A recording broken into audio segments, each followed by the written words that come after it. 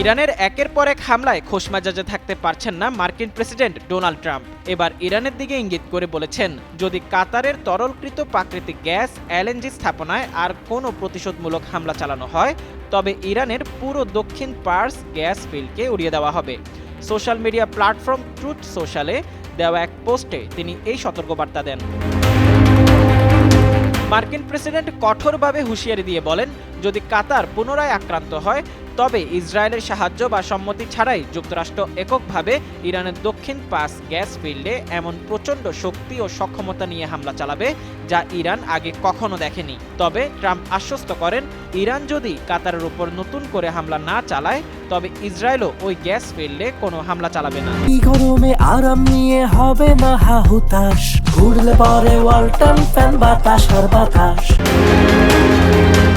Trump উল্লেখ করেন যে তিনি ইরানের ভবিষ্যতের উপর দীর্ঘমেয়াদী প্রভাবের কথা বিবেচনা করে এত বড় মাত্রার সহিংসতার অনুমতি দিতে চান না। তবে কাতারের জ্বালানি নিরাপত্তার উপর আঘাত আসলে তিনি এই কঠোর পদক্ষেপ নিতে বিন্দুমাত্র দ্বিধা করবেন না।